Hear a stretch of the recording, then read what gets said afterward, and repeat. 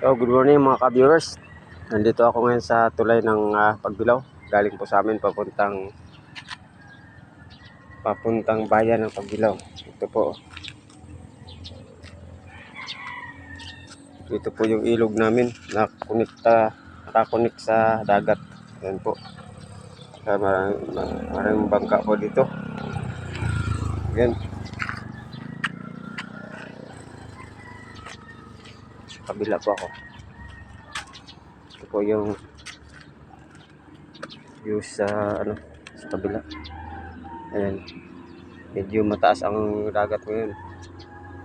Tumas ang dagat kaya ayan, napawan yung umapaw yung karsada. Ayan.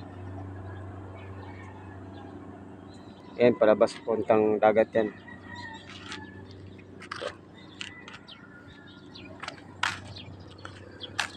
Ito po yun.